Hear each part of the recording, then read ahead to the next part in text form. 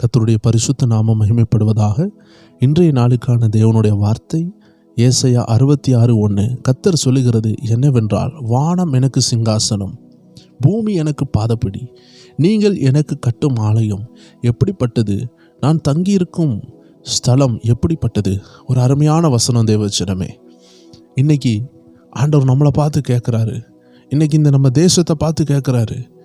நம்ம உலகத்தை பார்த்து ஆண்டவர் கேட்குறாரு, இந்த வானம் எனக்கு சிங்காசனம், பூமி எனக்கு பாதப்படி, எப்படிப்பட்ட ஒரு ஆலயத்தை எனக்கு கட்டி தருவீங்க. மனுஷன் கெட்டுகிற இந்த கைவேலையினால் கெட்டுகிற ஆலயத்தில் உன்னதமான தேவன் தங்குவாரா?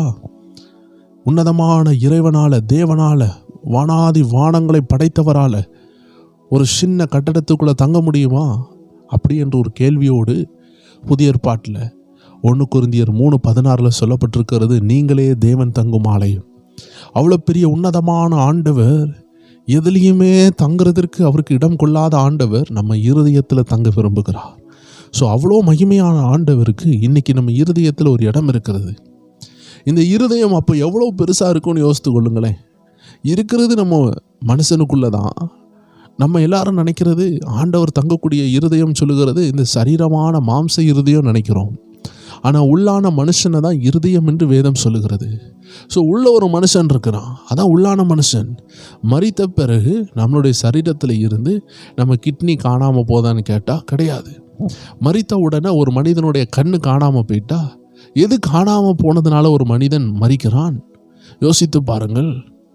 ஏதோ ஒன்று காணாமல் போகுதா? மூச்சு நிற்குது, ஆனால் என்ன காணாமல் போனது? எல்லாம் இருக்க தான் செய்கிறது. ஒரு மனிதன் மரிக்கும் பொழுது அவன் உச்சம் தலையிலிருந்து உள்ளம் கால் வரைக்கும் எல்லாம் இருக்குது. முடி இருக்குது, கண் இருக்குது, பல் இருக்குது, வாய் இருக்குது. யாராவது சொல்கிறது கேள்விப்பட்டிருக்கிறீங்களா? இந்த ஆள் மரிச்சிட்டார், அவருடைய நாக்கு காணாமல் போயிட்டு, அவருடைய விரல் காணாமல் போயிட்டு. இல்லை, ஒரு மனிதன் விரல் காணாமல் போகிறதுனாலையோ இல்லை கண்ணு காணாமல் போகிறதுனாலையோ மரிக்கிறது இல்லை. ஒரு மனிதன் மரிக்கிறதுக்கு காரணம் அவனுடைய ஆவி, ஆத்மா அவனை விட்டு வெளியே வருகிறதுனால. கர்த்தர் தந்த ஆவி கர்த்தர் இடத்துல போகுதான். அப்போ அந்த ஆவி, அவர் தந்த ஆவி மகா பயங்கரமானதாக இருக்கிறது. நம்ம இருதயம் ஒரு மகா பெரிய கோட்டை. அதுக்குள்ளே சத்துருவும் வாழலாம், கர்த்தரும் வாழலாம். இன்றைக்கி தேவ ஜனங்கள் எல்லாரும் ஒரு டிசிஷன் எடுக்கணும். ஆண்டவரே, இது நீங்கள் தங்கும் ஆலயம், நீங்கள் எங்கேயும் தங்கலை, ஆனால் எனக்குள்ளே தங்கணும்னு விரும்புகிறீங்க, எனக்குள்ளே வாசம் பண்ண விரும்புகிறீங்க. இந்த லைஃப்பை நான் அனுபவிக்கணும்ப்பா. யோசித்து பாருங்களேன். பேதுருனுடைய நிழலில் அற்புதம் நடந்துச்சு. பவுலினுடைய கச்சிஃபை தூக்கி போடுறாங்க, கச்சிஃபு பட்ட இடத்துல பிசாசு ஓடுது. பவுலினுடைய பெல்ட்டு, அறையில் கட்டி இருக்கிற அந்த கச்சன்னு சொல்லக்கூடிய பெல்ட்டை எடுத்து வியாதியஸ்தர்கள் மேலே போடுறாங்க, வியாதியஸ்தர்கள் சுகமாகறாங்க. பேதுருக்கு நிழலை அப்படியே எதிர்பார்த்து நிற்கிறாங்க. பேதுருனுடைய நிழல் பட்டவங்கள்லாம் சுகமாகறாங்க. எப்படி? ஏன்னா அவர்கள் தேவனை சுமக்கக்கூடிய காட்ஸ் கேரியராக மாறினாங்க, தேவனை சுமக்கக்கூடியவர்களாக மாறினாங்க. அன்னைக்கு அந்த கழுதை இயேசுவை சுமந்தது. இன்னைக்கு ஆண்டவர் சொல்லுகிறார், நீங்கள் சுமப்பீர்கள் என்றால், உண்மையாகவே நீங்கள் சுமப்பீர்கள் என்றால், உங்கள் பார்வை அக்னியாய் மாறும், உங்கள் வார்த்தை அம்புகளாய் மாறும், உங்கள் கால் நடக்கிற பாதைகளில் தேவ மகிமை இறங்கும், உங்கள் நிழலில் தேவ அபிஷேகம் இறங்கும், உங்கள் வார்த்தையில் அபிஷேகம் இறங்கும், உங்கள் வஸ்திரத்தில் கூட அபிஷேகம் இறங்கும். ஒருக்கா ஸ்மித் விங்கிள்ஸ்வர்த் என்ற தேவ மனிதன் ஒரு அறையில் தங்கியிருந்தார். இந்த சாட்சி நான் பலமுறை சொல்லியிருக்கிறேன், ஒருக்கா கூட சொல்லுகிறேன். அந்த வீட்டில் தங்கியிருக்கும் பொழுது அந்த வயதான தாயாரும் அந்த கணவரும் அந்த வீட்டில் உண்டு, ஒரு வாலிப சகோதரன் உண்டு. அப்போது அந்த வயதான தாயாருக்கு, அந்த கணவர், அவங்க கணவருக்கு முடக்குவாதம் சொல்லக்கூடிய வியாதி.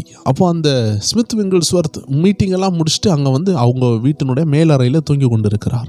கீழே இறங்கி அவர் அந்த வீட்டிலிருந்து வெளியே போகும் பொழுது, ஊழியங்களெல்லாம் முடித்து அவருடைய வீட்டுக்கு போகிறதுக்காக வெளியே வரும் பொழுது அந்த தாயார் கேட்டிருக்கிறாங்க, ஐயா நீங்கள் போகிறீங்கல்ல, என்னுடைய ஹஸ்பண்டுக்காக ஜெபித்துட்டு போங்கன்னு சொல்லியிருக்காங்க. அப்போது அந்த ஸ்மித் விங்கிள்ஸ்வர்த் சொல்லியிருக்கிறாரு, நான் படுத்திருந்தேன்ல, அந்த படுக்கையில் உள்ள பெட்ஷீட்டை மட்டும் என்ன செய்யாதீங்க, மாற்றாதீங்கன்னு சொல்லிட்டு போயிட்டாங்க. இந்த அம்மாவுக்கு ஒன்றும் புரியலை. என்னடா ஜெபிக்கவும் இல்லை, கையை வச்சு தொடவும் இல்லை, ஒரு ஆறுதல் வார்த்தை கூட சொல்லலையே, மேலே இருக்கிற பெட்ஷீட்டை மாற்றாதீங்கன்னு சொல்லிட்டு போகிறாரு, அப்படி மாற்றாமல் போட்டால் தூசியில் பிடிக்கும் அப்படின்னு சொல்லிட்டு யோசிச்சுட்டு அவங்க விட்டுட்டாங்க. அப்போ ஒரு குறிப்பிட்ட நாள் வருது, அந்த ஐயாவுக்கு கீழே ரூம் ஏதோ க்ளீன் பண்ணுறாங்க. அந்த ஐயாவை தூக்கி மாடியில் கொண்டு போய் அந்த படுக்கையில் படுக்க வைக்கிறாங்க. ஏதாச்சியாங்க அந்த மாடியில் அவர் போய் அந்த படுக்கையில் படுத்தவுடன் அவர் பிடித்திருந்த கைகாலெல்லாம் கையெல்லாம் செயல்பட ஆரம்பிச்சிட்டு அப்போ தான் யோசிச்சிருக்கிறாங்க, தேவ மனிதன் படுத்த இடத்துல கூட ஒரு அபிஷேகம் இறங்கி இருக்குது. இதை கூட வேதத்தில் நீங்கள் பார்க்கலாம். எலிஷாவுடைய எலும்புகளுக்குள்ளாடி அபிஷேகம் இருந்துச்சான். ஸோ நம்ம தேவனை சுமந்தால் வியாதி நம்மளை ஜெயிக்காது, பில்லி சுனியன் ஜெயிக்காது. பிசாசினால் அனுப்பப்படுகிற கொடூர வியாதிகள் உண்டு. பாவம் செய்யும் பொழுது நிறைய வியாதிகள் நமக்குள்ளே வர்ற வாய்ப்பு இருக்கிறது. அதனால தான் தேவனை சுமந்து பாருங்களேன், போகிற இடமெல்லாம் அற்புதம். இயேசு கூட வந்துக்கிட்டே இருப்பார், இயேசு பேசிக்கிட்டே இருப்பார். இதை காட்டில் இந்த உலகத்தில் என்னங்க வேணும்? கோடி கொடுத்தாலும் கிடைக்காத சமாதானத்தை இயேசு நம்ம கூட இருக்கும் பொழுது, பரிசுத்த ஆவியானவர் நம்ம கூட இருக்கும் பொழுது பெற்றுக்கொள்ள முடியும். அதை தான் இன்றைக்கி ஆண்டவர் கேட்குறார். எத்தனை பேர் ஆண்டவரை சுமக்க விட்டு கொடுப்பீங்க? கர்த்தர் உங்கள் மேலே வருவார், உங்கள் மேலேயே இருப்பார், உங்கள் கூடவே வருவார். லூக்கா 4:18 சொல்லுகிறார் ஆண்டவராகிய இயேசு, கர்த்தருடைய ஆவியானவர் என் மேல் இருக்கிறார். அப்படி என்றால் என்ன? நம்ம மேலே பரிசுத்த ஆவியானவர் இருக்க வேண்டும்.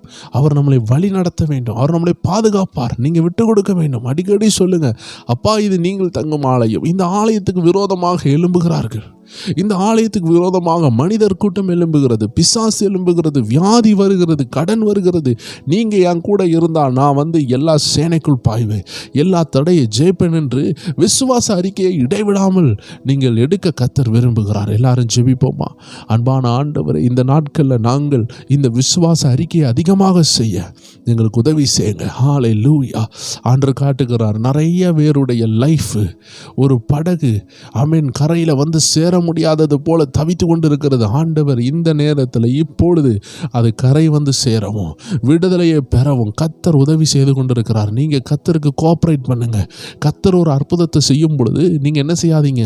கர்த்தர் என்ன செய்கிறாரு? அவர் என்ன மறந்துட்டாரு?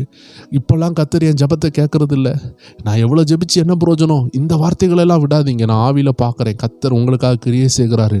அவரோட இணைந்து நீங்கள் உதவி செய்யுங்க. எப்படி உதவி செய்ய? ஸ்தோத்திரம் பண்ணுங்க, விசுவாச அறிக்கை இடுங்க, உண்மையா இருங்க, பரிசுத்தமா இருங்க, கர்த்தருக்காக நில்லுங்க. கர்த்தர் உங்களுக்காக கிரியை செய்கிறத நான் பார்க்கிறேன். நன்றி அப்பா. கரை சேரட்டும். யாரெல்லாம் தவித்து கொண்டிருக்கிறாங்களோ இன்னைக்கு கரை சேரட்டும்.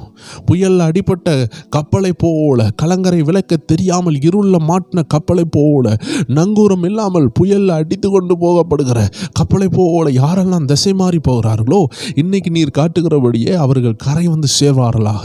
இன்னைக்கு அந்த விடுதலை அவர்களுக்கு வரட்டும், வாக்குத்தத்தங்கள் வரட்டும், அவர்கள் மேல் அந்த அபிஷேகம் இறங்கட்டும். இயேசுவின் நாமத்தில் ஜெபிக்கிறோம் எங்கள் நல்ல பிதாவே.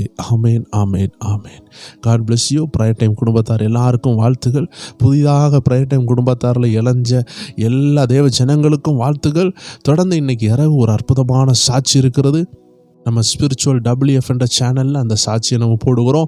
ஆவிக்குரிய மண்டலங்களை குறித்து, ஸ்பிரிச்சுவல் வேர்ல்டை குறித்து ஒரு அவேர்னஸ், எப்படி தேவன் இந்த ஸ்பிரிட் வேர்ல்டில் கிரியை செய்கிறாரு, நம்ம லைஃப்பில் இந்த ஆவிக்குரிய விஷயங்களை இன்னும் அதிகமாக தெரிஞ்சுக்கொள்ள ஒரு உண்மையான சம்பவத்தின் மூலமாக நம்ம ஆவிக்குரிய வாழ்க்கை இன்னும் பலப்படுத்த அந்த சாட்சி உதவியாக இருக்கும் என்பதில் எந்த சந்தேகமும் இல்லை.